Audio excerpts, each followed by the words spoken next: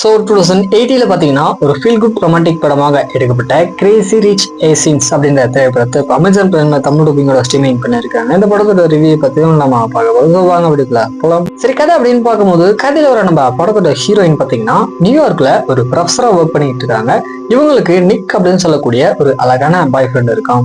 So இப்படி இருக்கும்போது நிக்குடைய best ஃப்ரெண்டுக்கு பார்த்தீங்கன்னா மேரேஜ் நடக்கும்போது ஸோ இவங்க ரெண்டு பேருமே பார்த்தீங்கன்னா அந்த இடத்துக்கு போனதுக்கு அப்புறம் இவங்களுடைய பாய் ஃப்ரெண்ட் பார்த்தீங்கன்னா அந்த ஏரியால பயங்கர பணக்கான குடும்பத்தை சேர்ந்தா அப்படின்றது நம்ம ஹீரோனுக்கு தெரிய வருது. இன்ஃபேக்ட் இவங்க நினைச்ச மாதிரியான ஒரு லைஃப் ஸ்டைல இவங்களுடைய பாய் ஃப்ரெண்ட் பார்த்தீங்கன்னா இல்லவே இல்லை, அதுக்கு அப்படியே ஆப்போசிட்டா இருக்காரு.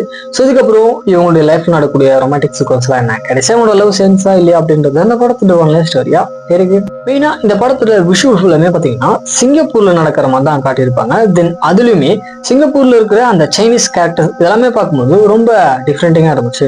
ஆக்டிங் வைஸ் அப்படின்னு பார்க்கும்போது சரி, நம்ம ஹீரோ ஹீரோயின் இவங்க ரெண்டு பேரோட ஆக்டிங் எல்லாமே பாத்தீங்கன்னா ஆன் ஸ்கிரீன்ல தரமா இருந்துச்சு அப்படின்னு சொல்லலாம். அதுக்கப்புறம் மேக்கிங்குமே இந்த சிங்கப்பூரை காமிச்சது எல்லாமே பாத்தீங்கன்னா ரொம்பவே விஷுவலா கிராண்டா ப்ரெசென்ட் பண்ணியிருக்காங்க. தென் பயங்கர கலர்ஃபுல்லா இருந்துச்சு.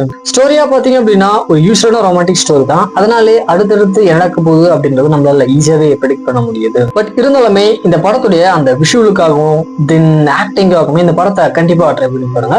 ஒரு யூஸ்வலான ரொமான்டிக் ட்ராமா வந்திருக்கு. இப்போ அமேசான் தமிழ் ஸ்ட்ரீமிங் பண்ணியிருக்காங்க. ஸோ வேணுன்றவங்க போயிட்டு செக் பண்ணி பாருங்க.